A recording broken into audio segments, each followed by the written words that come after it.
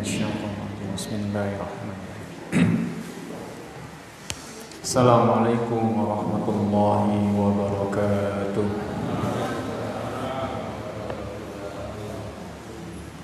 الحمد لله وكفى وسلام على عباد الذي اصطفى أشهد أن لا إله إلا الله وحده لا شريك له وأشهد أن محمدا عبده ورسوله لا نبي ورسول بعده اللهم صل وسلم وبارك على نبينا محمد وعلى آله وأصحابه ومن تبعهم بإحسان إلى يوم الدين أما بعد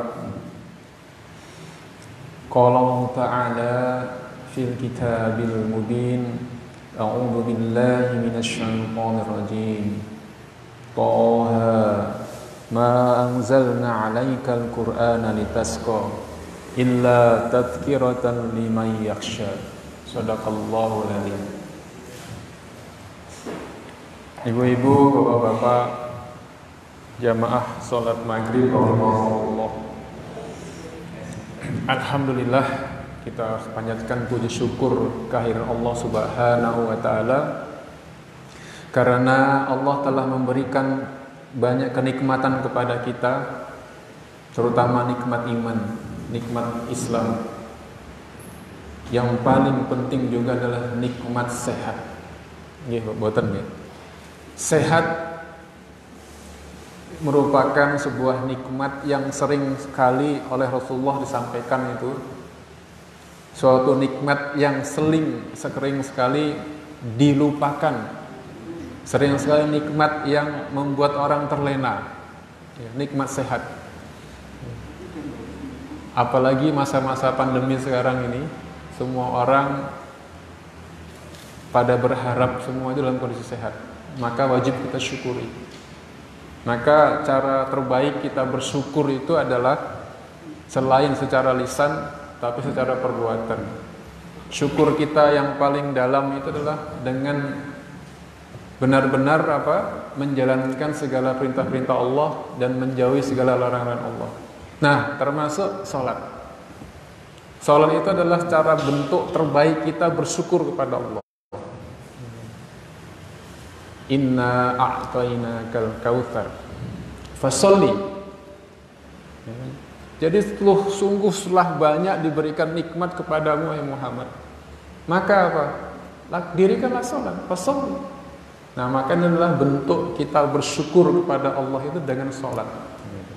Di samping itu sebagai sebuah kewajiban kita, sebagai kebutuhan kita, salah satu bentuk bersyukur kita di situ. Salat ini adalah salah satu bentuk kita mengingat Allah. Zikrullahu akbar itu adalah salat. Maka dari itu jamaah sekalian, ini menjadi hal yang penting kita wajib bersyukur kepada Allah Subhanahu wa taala.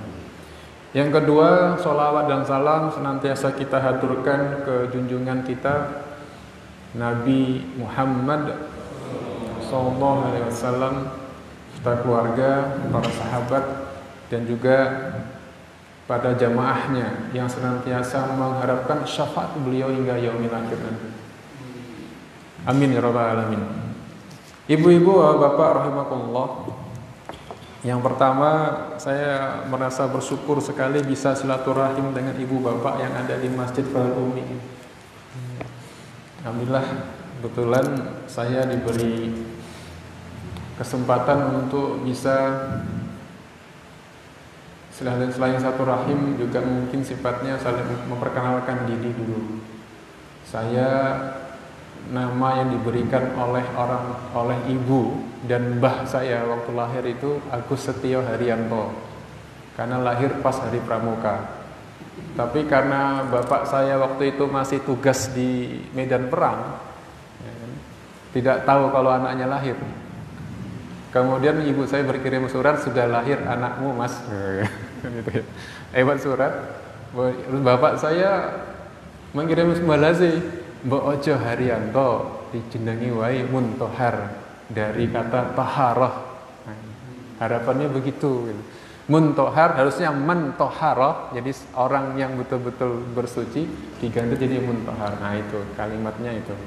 Nah jadi alhamdulillah, mudah-mudahan ini menjadi jariah bagi kedua orang tua saya, kedua bapak yang sudah meninggalkan sudah lama gitu ya. Alhamdulillah ibu bapak bahagia.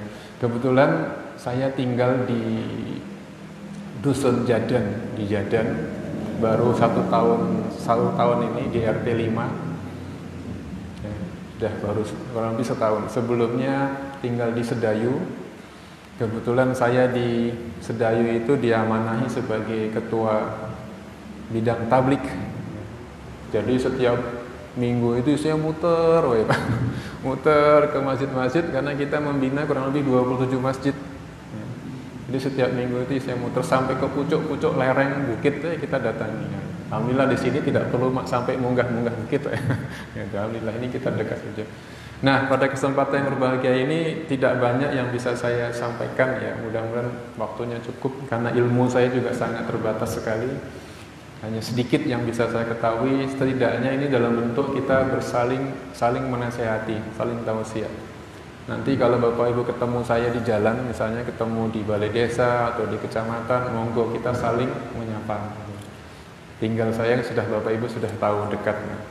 Karena sehari-hari juga saya sukanya naik sepeda. Kesini pun tadi naik sepeda gitu. Alhamdulillah. Ibu Bapak yang berbahagia.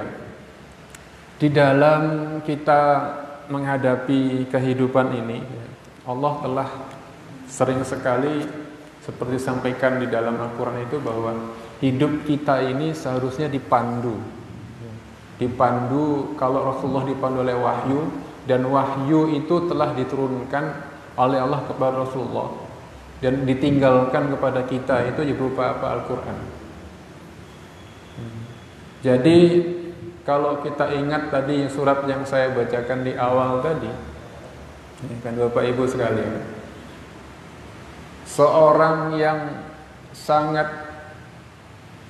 tidak sukanya dengan Rasulullah pada saat itu, ya, seorang dulu orang tidak suka tokoh Quraisy, ya, tidak suka Rasulullah, tapi ketika hatinya mendengarkan ayat atau surat yang tadi saya bacakan, surat Toha, surat ke-20, itu luluh hatinya. Luluh hatinya. Artinya apa? Al-Quran ini memang betul-betul sebagai petunjuk bagi semua manusia. Oleh karena itu memang kita disarankan untuk terus mengkaji apa yang ada dalam Al-Quran untuk kita amalkan. Nah, yang paling penting dalam Islam itu adalah sebetulnya setelah kita mengimani, maka selalu perintahnya adalah apa?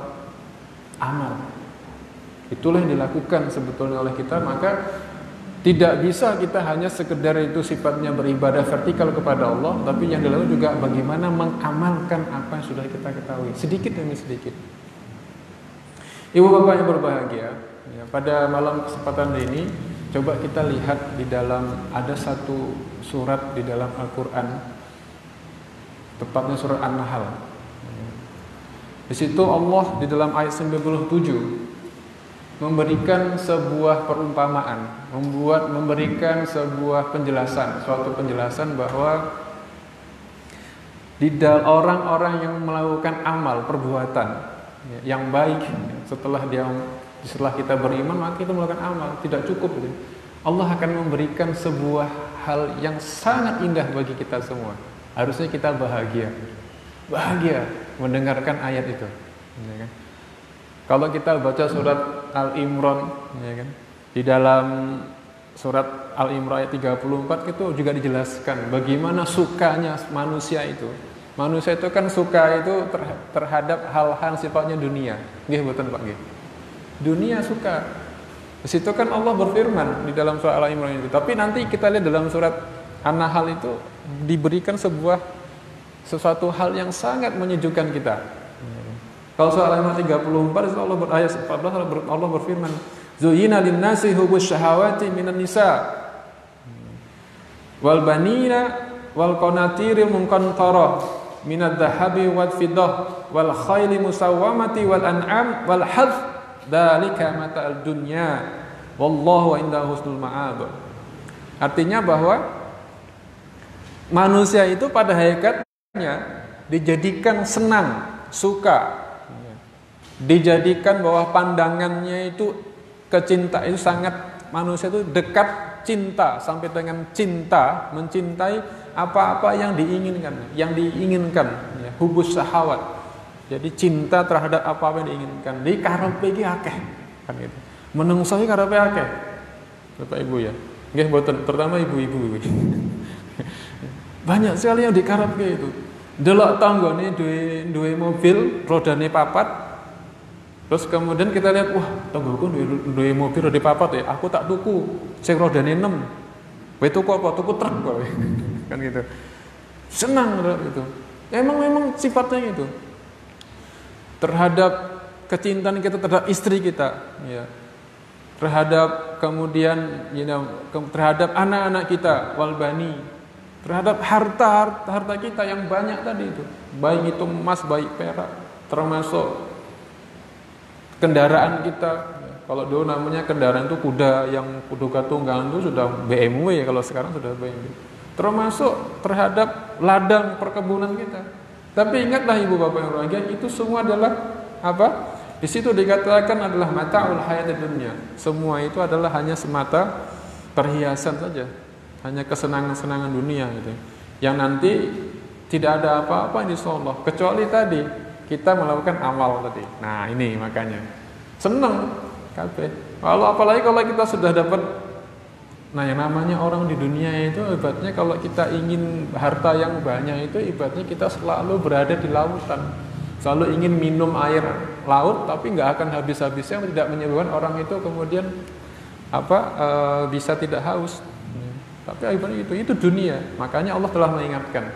Makanya di dalam surat An-Nahl ayat 97 Allah berfirman, "Man 'amila shalihan min dzakarin aw untha wa huwa mu'min." Nah, di situ katakan man 'amila shalihan, dan barang siapa saja sapa wae ingkang iso ngamalke amal soleh, min dzakarin dari baik itu laki-laki, wa untha atau perempuan, wa huwa mu'min dan dia beriman.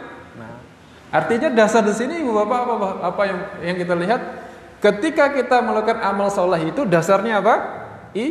Iman dasarnya. Nggih mboten? Iman. Makanya iman itu landasan. Bedanya itulah yang membedakan kita. Ya, membedakan umat Islam dengan yang itu adalah iman. Wah, kuwi sing tanggoku sing duduk sing wong Islam kuwi nek berikan aneh pembagian sembako, memberikan amal sosial itu akeh. Tapi ingat dicatat Allah adalah imannya itu yang membedakan gitu. Maka dari itu, maka landasan kita beriman ini. Wa huwa mu'min fala nuhyiyannahu hayatan thayyibah. Nah, ini menjadi penting. Di ujung kalimatnya ya hayatan thayyibah. Maka tentu saja ini menjadi sesuatu yang membahagiakan kita, membuat kita itu di sana di situ ada kita, maka Allah akan mencukupkan, maka Allah itu akan memberikan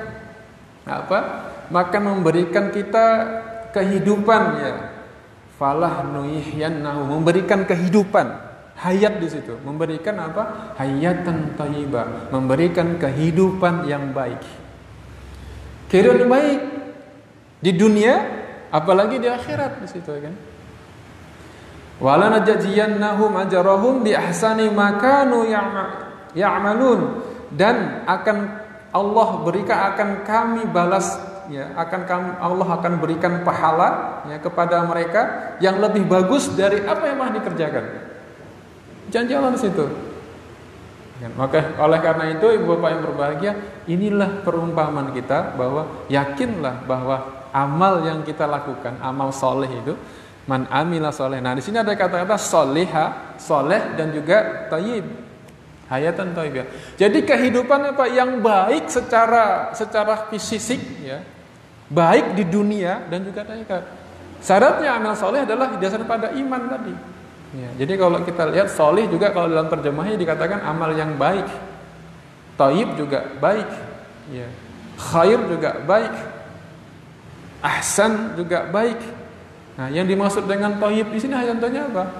Baik, makanya Bapak Ibu nggih, kalau kita dengar itu ada namanya toyib tapi nggak pernah pulang-pulang. Nggih, Pak. Namanya toyib tapi nggak pernah pulang-pulang. Ibunya nunggu-nunggu sudah 7 purnama nggih, Bu nggih. Nah, itu berarti nggak baik namanya gitu kan. Nah, gitu. Artinya bahwa hayatun thayyibah.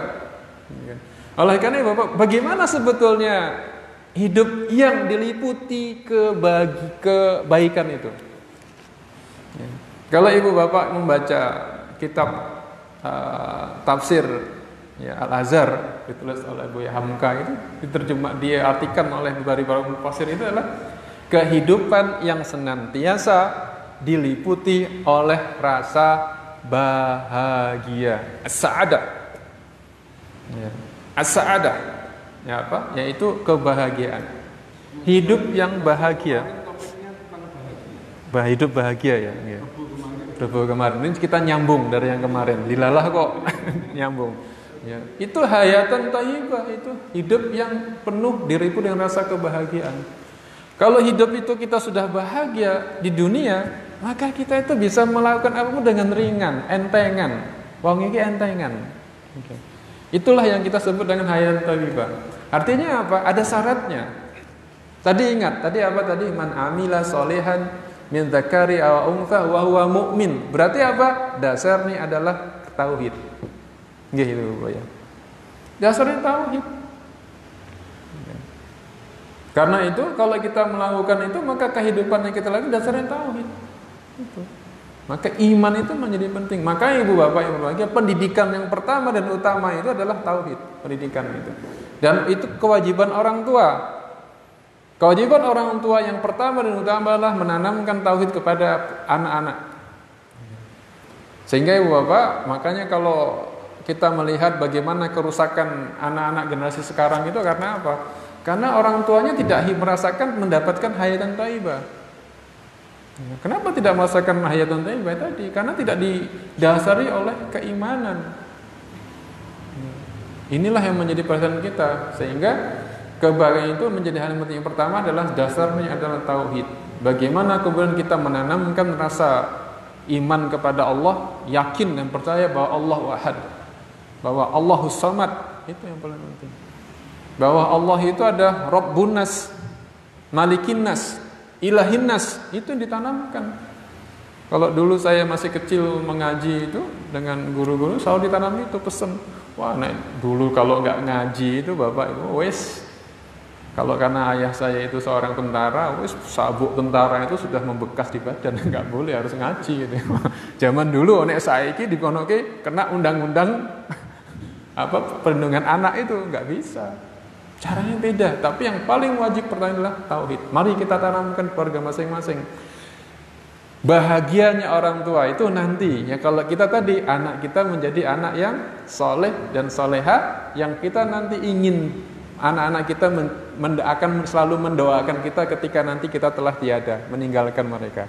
Nah makanya di dalam surah An-Nisa itu ayat 9 dikatakan apa? Maka hendaklah kita semua itu menjadi gusar, menjadi takut apabila kita itu meninggalkan keturunan-keturunan kita yang lemah. Ya. Ya. Duriyatan di'afa. Ya. Jadi duriyat keturunan yang doif, yang lemah imannya. Ya. Wal yaksal ladina amanu itu. Jadi hendaklah takut bagi seorang orang yang beriman itu apabila dia meninggalkan keturunan yang lemah. Nah, jangan sampai meninggalkan itu. Ya, jangan itu ya Bapak Ibu. Landasannya yang pertama adalah keimanan. Kemudian yang kedua, ya, kehidupan yang thayyibah, hayatan thayyibah. Ya. Agar kita bisa hidup bahagia tadi kan itu. Yang kedua adalah kehidupan yang senantiasa memberikan manfaat. Khairun nas anfa'uhum linnas ya. Jadi khairun nas, jadi sebaik-baiknya manusia adalah yang memberikan manfaat kepada orang lain. Nah, misalnya uripe wae karo tanggane ora akur, piye? Ya enggak bisa kan gitu Bapak Ibu ya. Harus betul-betul memberi manfaat. Sedikit, apalagi masa-masa pandemi ini, Masya Allah. Kalau sekarang saya lihat itu masa-masa pandemi awal-awal kemarin itu setiap perkampungan itu, tempat saya waktu masih di Sedayu itu Bapak Ibu ya. Itu orang pada masang berikan di depan rumah itu, silahkan diambil secukupnya itu. Masya Allah, itu kan betul-betul dia ingin memberikan. Apalagi sekarang ini bagaimana kita bisa memberikan manfaat, saling membantu. Apalagi sekarang ini banyak sekali orang kemudian dirumahkan gitu. Nah makanya sekarang bagaimana kita bisa bermanfaat. Nah, harusnya masjid itu bisa menjadi tempat kita bagaimana untuk memberikan manfaat pada orang lain. Nah, lewat apa? Memberikan infak, sedekah, itu kita sisihkan. Insya Allah nggak akan habis infak kita itu, nggak akan habis rezeki kita kalau kita mengeluarkan. Kalau dalam matematikanya ibu bapak itu ya, kalau dalam matematikanya itu begini, kalau kita kemudian kita punya sesuatu dibagi habis sampai habis dibagi nol, itu hasilnya sama dengan tak berhingga. Ya, saya kebetulan orang teknik sipil, sehari-hari maka ya hitung-hitungan begitu. Teknik sipil itu teknik yang paling mudah, sipil soalnya gitu. Nggak sulit amat, tapi hitungannya ya lumayan. Jadi konsepnya kalau kita ingin bermanfaat itu adalah apapun ya, kalau dibagi menjadi habis yang kita miliki, hasilnya tak berhingga. Artinya apa? Kita hanya tak berhingga itu apa? Akan datang rezeki yang tak terduga. Itu konsepnya gitu. Kalau saya mengajarkan pada mahasiswa itu, konsep kalau kuliah itu begitu. Ketika kita mendapat ya dibagi nol, apapun yang kalau kita bagi habis nol, apapun berapapun akan hasil tak berhingga, unlimited. Artinya apa? Kita mengharapkan Allah akan mendatangkan yang lebih baik dari itu. Itu kalau kita bisa memberikan manfaat. Ya.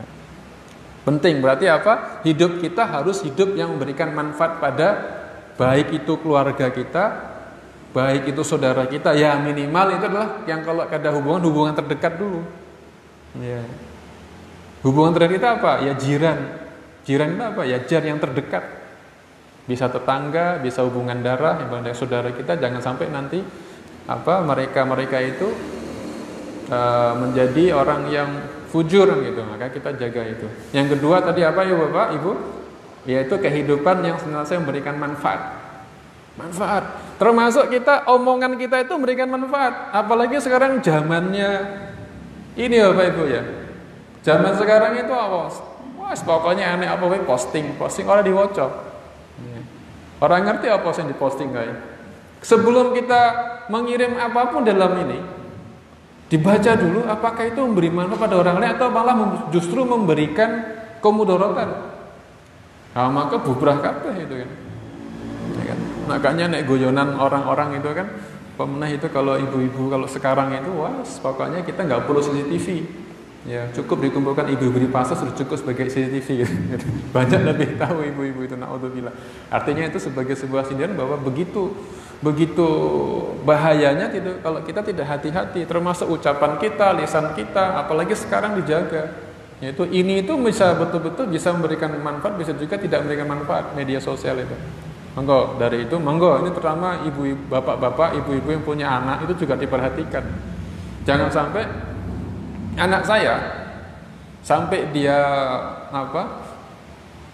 SMP itu baru saya bolehkan dia punya handphone. Ketika SMP kelas 3. Semua anak saya begitu. Saya punya 3 anak. Anak yang paling besar sudah kuliah, sudah mau lulus gitu kan. Sudah mau lulus. Anak yang kedua itu di pondok. Ya. Nah, saya tidak pernah berikan. Kenapa? Saya tahu bahwa ini nanti kalau diberikan nggak manfaat. Kalau mau diberikan handphone pun handphone hanya bisa untuk telepon. Nah itu. Karena berdemikian dahsyatnya ini bisa merusak pikiran anak-anak Bapak Ibu ya. Nggak bisa berkontrol. Nah, saya sering melihat kalau jalan ke masjid itu dari ke Jetis itu ya, atau ke Al-Ikhlas ketemu anak-anak, ayo leh sudah sholat. Nggih Pak, mangke mawon gitu. Sholat mangke. Apa asiknya itu? Main itu Pak. Game itu.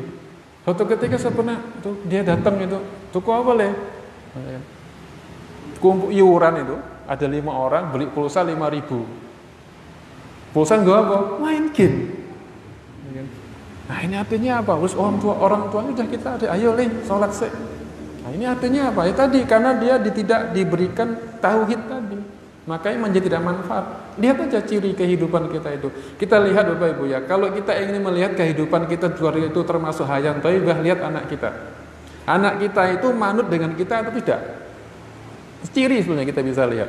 Karena itu apa? Sehingga apa yang ketiga itu syaratnya apa? Kehidupan yang dipenuhi dengan rezeki halal. Nah, jangan sampai tadi itu anak kita itu sering bantah-bantah kita, istri kita sering membantah kita, itu karena tadi yang ketiga tadi sering diberikan rezeki yang tidak halal. Bisa jadi begitu. Karena yang masuk ke tubuhnya itu haram, sehingga dia mau diharapkan itu menjadi dia patuh taat, tidak bisa. Maka itu hati-hati. Ya kan? Makanya kalau saya sering kalau di kantor itu selalu bertanya, ini jatah saya atau bukan? Tanya dulu, jangan langsung serobot itu kan. Nah itu yang harus kita. Makanya bisa jadi Bapak apa? Di dalam surat Al-Baqarah itu di ayat yang berdekatan, ayat 168 dan 172 itu dikatakan bahwa kita diberitahu untuk meraih rezeki itu adalah rezeki yang halal dan thayyiban. Kita diminta untuk itu, mencari rezeki yang halal dan thayyib. Silahkan cari rezeki sebanyak-banyak asal caranya halal dan thayyib. Halal. Sehingga apa? Ciri kehidupan orang yang beriman tadi, orang yang soleh itu apa? Selalu memakan rezeki yang halal. Rezeki yang halal wajib itu Bapak Ibu. Nek saiki zaman saiki jeneng banyak orang yang mengatakan Allah golek rezeki sing haram wae angel pemene sing halal. Nah, naudzubillah, bukan seperti itu. Kalau saya bilang yang halal itu banyak. Lebih banyak daripada yang haram.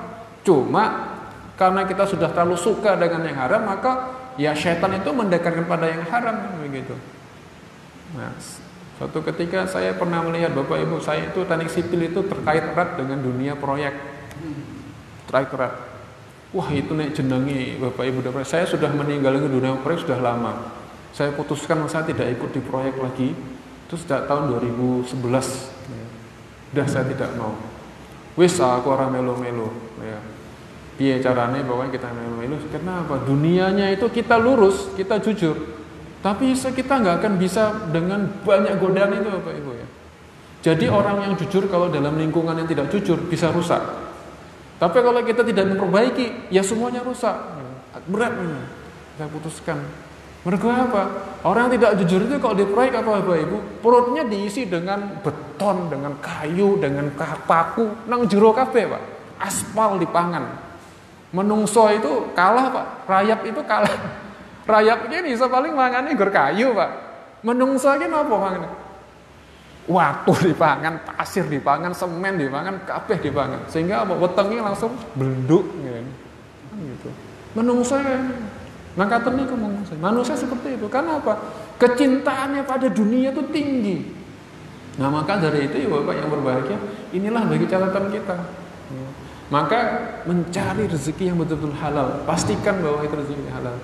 Makanya saya ketika mengajar, saya berikan contoh kepada biasanya pada teman-teman itu. Coba kalau kita, karena saya sebagai guru juga, ayo kita mengajar. Misalnya mengajarnya itu katakan mengajarnya biasanya 2 jam. Terus saya bilang, ya kita penuhi haknya 2 jam itu. Waktu saya jadi ketua jurusan, saya bilang, Bapak Ibu itu kalau mengajar ya dipenuhi. Kalau waktunya 2 jam, 2 jam. Jangan waktu 2 jam mengajar 1 jam. Sisanya apa? Korupsi. Halal mboten niku? Insyaallah mboten halal. Karena termasuk orang yang apa? Mutafifin. Orang yang selalu mencari berbuat curang. Jangannya seperti itu. Waktu kerja, kalau kita sebagai pegawai harusnya bekerjanya itu masuk pagi jam 8, pulang jam 2, ya penuhi haknya. Supaya apa? Rezeki kita halal. Kalau halal kita betul-betul menjadi hayatan thayyibah gitu. Coba Bapak Ibu ya, kita semuanya introspeksi gitu. Aku tenanan kok. Oh iya, jangan saya kerjanya enggak tenanan. Harus saya masuk jam 8, kita masuk jam 9. Kudune baline jam 3, mulai jam 2 wis mulai, wis balik kowe. Nggak bisa. Itu tanda-tanda bahwa kita setelah berbuat curang. Jangan sampai kita disinggung pada Allah dan soal mutafifin tadi itu. Mulai sekarang introspeksi. Maka selalu saya penuhi. Kalau saya makanya ke Dawan itu wis 2 jam ya 2 jam mengajar. Syukur-syukur ditambahi, diimbui gitu. Saya bilang, tak tambahi ya Mas, Mbak ya kuliahnya. Tambahi 15 menit. Iya Pak, ya senang.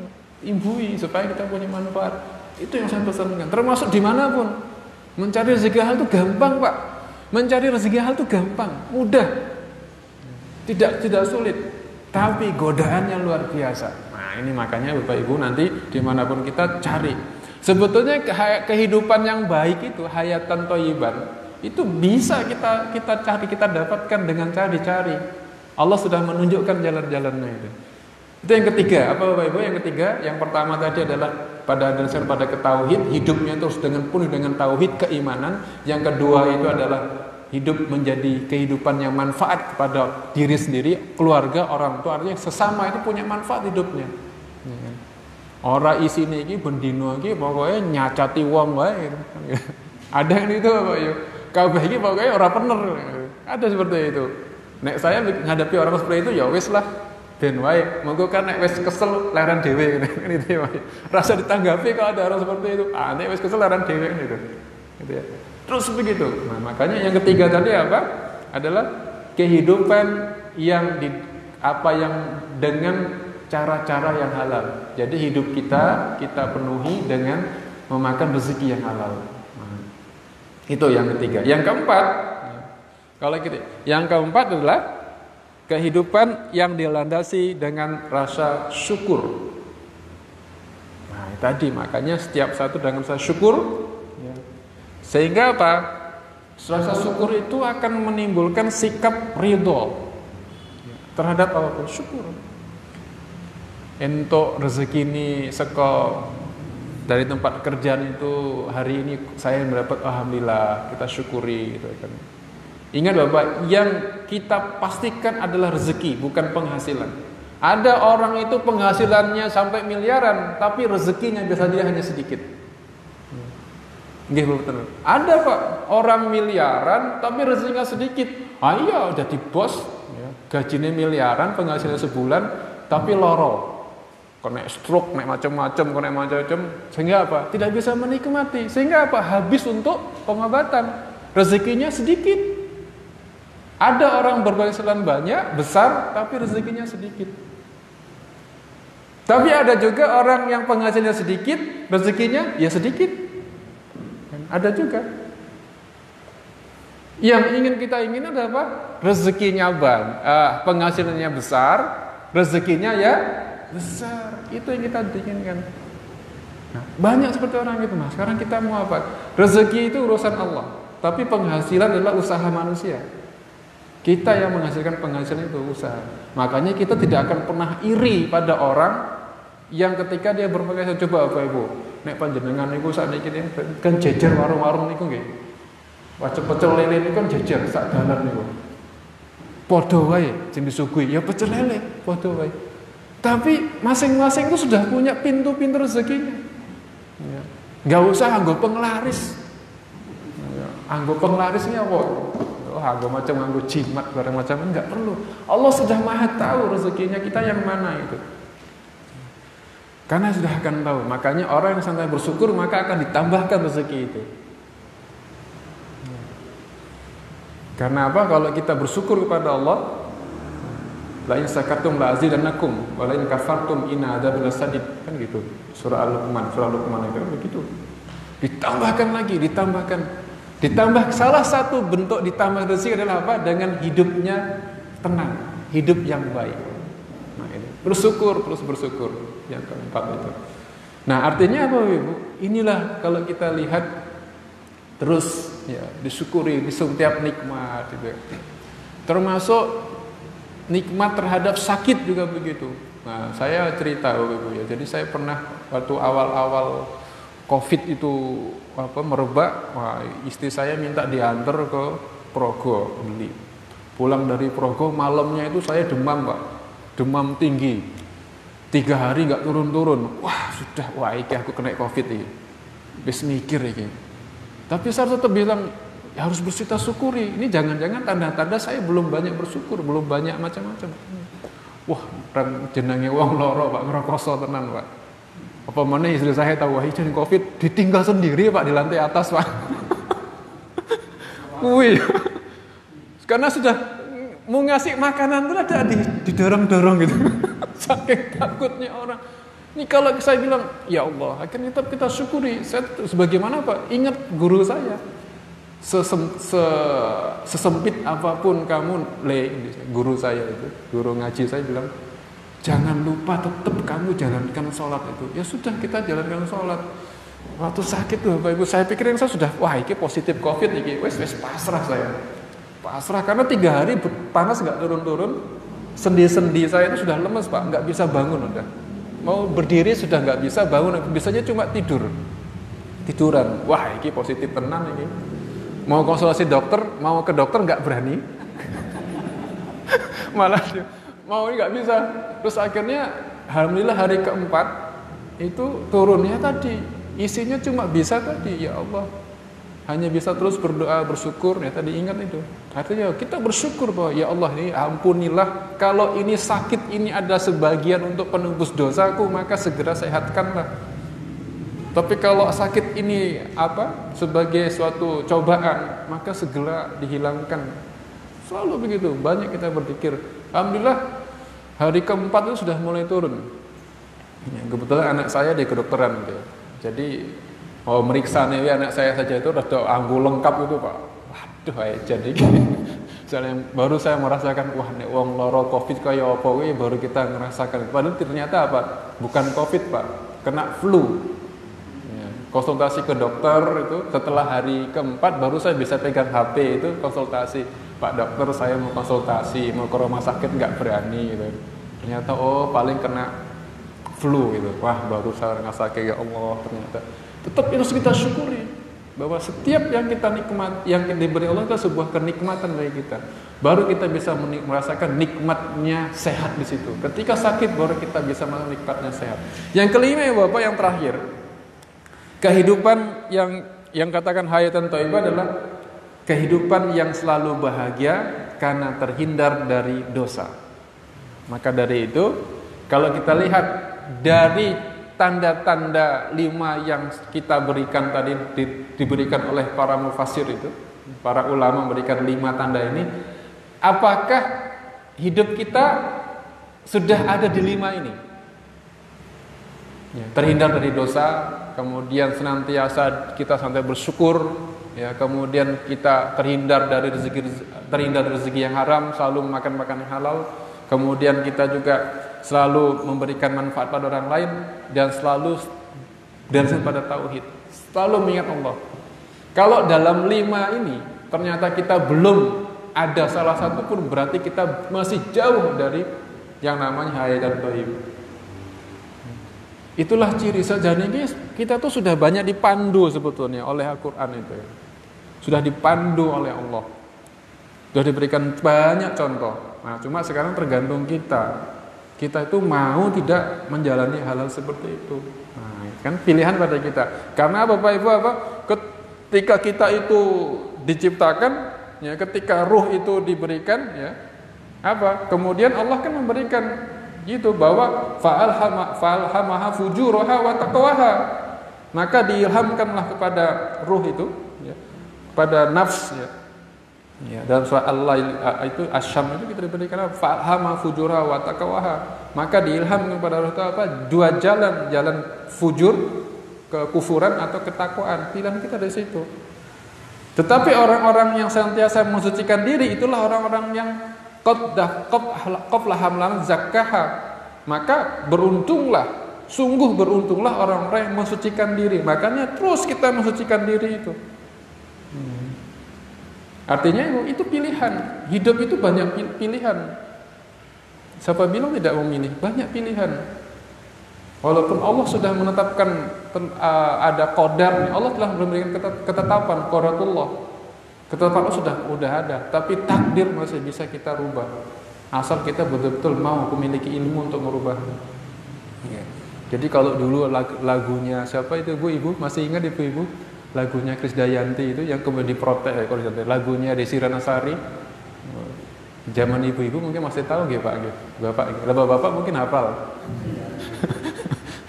Katanya takdir memang kejam, itu langsung diprotes kan. Takdir tidak kejam, tapi takdir ini adalah masih bisa diberikan celah bagaimana kita untuk merubahnya. Tapi yang tidak bisa kita rubah adalah ketetapan Allah. Allah telah memberi ketetapan dan sudah pasti, tapi takdir masih bisa dirubah dengan cara apa? Kita berusaha tadi. Nah itulah coba sekalian, ya kan? 5 ciri di mana apabila kita ingin mengukur sakjane uripe awak dhewe iki wis bahagia urung to. Jadi apa? Hidup yang nanti bahagia itu apa? Ada cerita kalau kita sudah baca di surat Al-Fat itu, surat Fath ya, itu muncul apa? Allah itu memberikan apa? Sakinatul fi qulubil mu'minin. Akan memberikan apa? Ketenangan, Pak. Jadi hidupnya tenang. Jadi jenenge nang di keluarga itu, di rumah tangga itu hidup tenang. Orang bendino balangan-balang piring pecah kabeh. Gitu. Enggak seperti hidupnya tenang kan gitu. Senang. Itu yang dicari. Jadi makanya kalau kita ada orang menikah itu kan kita doanya apa? Menjadi sakinah, mawaddah warahmah. Gitu. Sakinah itu dicari. Sakinah adalah bagi piye orang tenang, ini perang wae bendino ya ora iso bahagia kan itu. Makanya tadi ketika kita menemukan kebahagiaan maka apa? Tadi sakinatul fi qulub. Jadi ada ketenangan jiwa, batin kita itu tenang. Jadi makalah hai jiwa-jiwa yang tenang ya. Irji ila rabbiki radiyatan mardiyah fadkhuli fi ibadi wadkhuli jannati. Kan itu. Maka diminta apa? Jiwa-jiwa yang tenang itu akan kembali ke jannah. Semoga kita semua ini dianugerahkan pada Allah jiwa-jiwa yang tenang. Untuk bisa menenangkan jiwa itu adalah dengan banyak membaca Al-Quran ya, dengan cara kita terus belajar mengkaji setiap hari membaca. Setiap hari itu usahakan selesai salat membaca Quran, maka hati kita menjadi tenang. Kalau hati kita tenang, maka hidup menjadi senang. Kalau hidup menjadi senang, maka kita menjadi merasa tidak sakit, Pak. Wong seneng kok. Kata lagu, hati senang walaupun tak punya uang. Bahagia, Pak, gak punya uangnya itu. Karena apa? Kita sudah diberikan amal baik, amal soleh. Nek uang wis beriman itu, ya saya sebelum penutup saya mau cerita. Saya ingat Bapak Ibu itu zaman mahasiswa itu nggak punya uang. Hidupnya apa? Hidupnya itu saya di masjid kebetulan ngurusi masjid itu. Ada aja orang yang memberikan makan, Pak. Wah itu, saya nggak pernah tahu gitu. Nah, kebetulan saya dari mahasiswa itu ngajar TPA Bapak Ibu. Dengan teman-teman itu sampai saya ketemu istri saya itu. Istri saya itu sekretaris TPA ya, saya ketuanya itu. Ya nggak apa-apa, ya sekaligus lah Pak, itu nggak apa-apa tuh. Entok sing cedak ngapa golek saya ngatur gitu. Itu dapat sampai sekarang menjadi sekretaris saya itu. Saya merasakan kebahagiaannya luar biasa itu. Jadi kalau kita betul-betul niatkan pada Allah, insya Allah Allah akan memberikan kebaikan kepada kita. Artinya Bapak sekalian, monggo kita senantiasa berprasangka baik kepada Allah, maka Allah akan memberikan kehidupan yang baik kepada kita. Mudah-mudahan ini bisa sampai karena sudah Isya Pak ya, sudah masuk Isya. Ditutup gitu Pak, karena sudah mau Isya. Atau mungkin ada pertanyaan? Nggih, monggo Bapak. Non sewu kalau saya nanti nggak bisa jawab, nanti biar dijawab Pak Sayuti.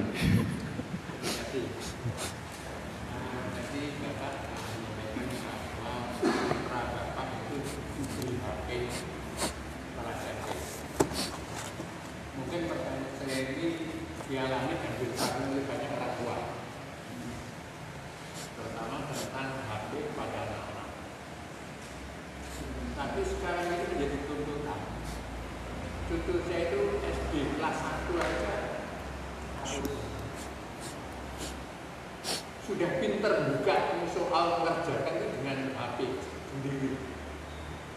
Yang lapis apa sudah ngerti. Tapi dia sudah terakhir dulu, paham kenapa ini mengerjakan tugas sendiri. Jadi sesuai dengan apa yang disampaikan oleh Bapak Malik Pajak, mantan rektor UMM dan mantan Menteri Pendidikan. Didiklah putra putri Anda sesuai dengan zamannya. Iya, setuju. Yang menjadi pertanyaan, bagaimanakah menurut Bapak sikap kita menghadapi anak, menghadapi teknologi yang begitu canggih? Iya. Pas. Iya. Karena sudah Isya, ya, saya jawab singkat Pak. HP itu kita yang kontrol. Orang tua mengontrol Pak. Benar, kalau hanya untuk kepentingan sifatnya manfaat, itu berarti cucu Bapak itu Itu orang anak yang mungkin anak-anak sangat pintar sekali untuk dengan teknologi itu, saya pun kalah. Tapi yang jadi perlu pikiran kita adalah kaidahnya, Pak. Mencegah hal-hal yang berbahaya itu lebih baik daripada lebih kita utamakan daripada yang mencari hal yang manfaat. Itu, Pak. Nah, yang saya lakukan adalah saya kontrol itu. Sehingga HP anak-anak sekarang hanya untuk apa? Belajar. Setelah itu kita ambil lagi. Kita kontrol, Pak. Jadi anak tidak bisa itu. Artinya apa? Sekarang itu tinggal kita tega tidak, kan gitu. Itu sebetulnya. Mudaratnya lebih besar. Maka kita kontrol. Bahasanya adalah kendali tetap pada orang tua. Kalau sekarang kebutuhannya adalah untuk belajar, dampingi. Anak saya ketika SD itu saya berikan pelajaran untuk pemrograman, Pak. Dia memprogramkan, membikin untuk program-program animasi. Harus dampingi. Masalahnya kita tidak pernah mendampingi anak kita. Di situ masalahnya. Dibiarkan. Oleh karena itu dampingi. Supaya jangan sampai dia tergoda untuk membuka-buka yang lainnya. Itu yang paling baik, itu yang bahaya. Mengatakan Pak, mudah-mudahan bisa menjawab. Kita setuju bahwa mendidik anak itu ikuti zamannya, tapi tetap kita kontrol. Demikian bisa sampaikan, mudah-mudahan lain waktu bisa kita sambung lagi. Bila hidayah wa taufik, matur nuwun. Assalamualaikum warahmatullahi wabarakatuh.